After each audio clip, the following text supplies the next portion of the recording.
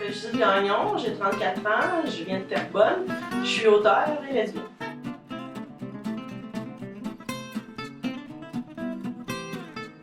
Au début, j'étais auteur, compositeur, interprète. Je composais des chansons, j'adorais ça.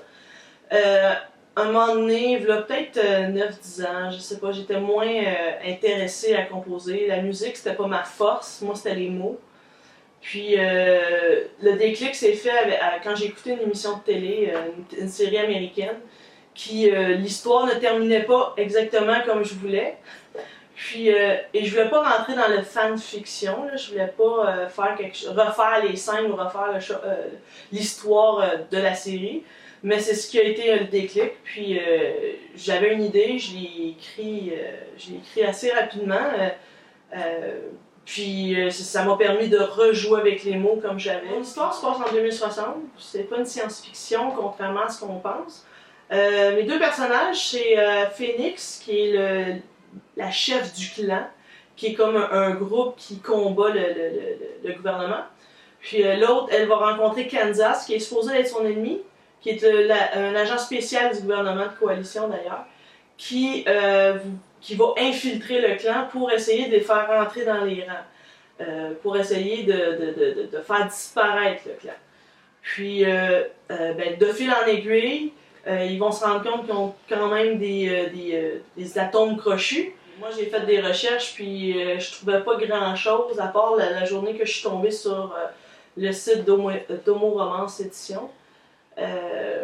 Puis là, en plus que j'avais à travers la gorge la fin de l'histoire que j'avais vue dans la série télévisée, ben là, ça m'a motivé d'écrire quelque chose pour juste comme, je sais pas, permettre l'émergence de la littérature lesbienne.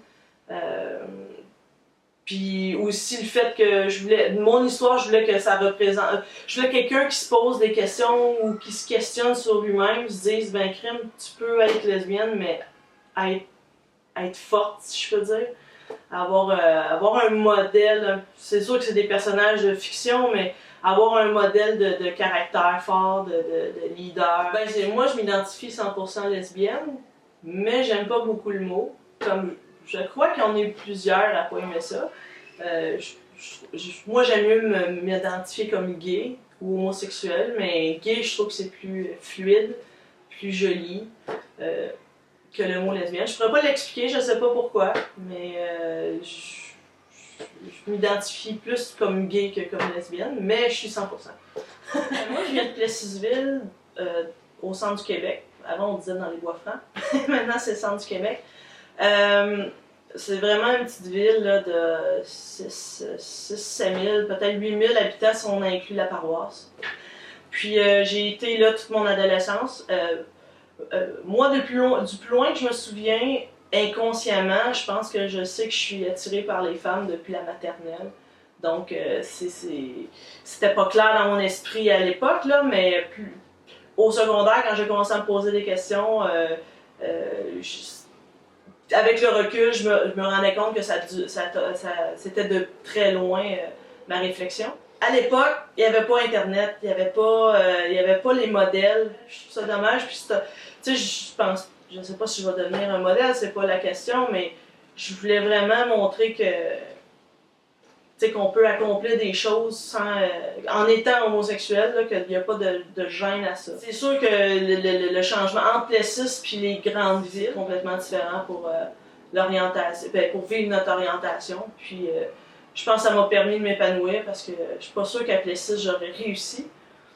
Puis moi, je me suis impliquée dans le Gris Québec puis le Gris Montréal quelques années. Puis à un moment donné, ils cherchaient quelqu'un pour aller justement à Plessis pour faire une intervention. Donc, ça m'a permis de boucler la boucle. Je pense que les vedettes, ou en tout cas les personnalités, devraient beaucoup plus, pas s'afficher, mais je veux dire, ne pas avoir peur d'être pris comme un modèle, d'être pris comme un visage de la communauté. Pour quelqu'un qui vient dans la région comme je l'étais, je pense que c'est important de se dire hey, elle a réussi, puis elle est lesbienne pareil.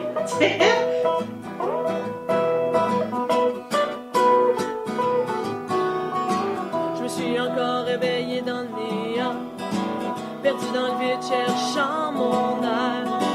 J'essaie d'oublier un peu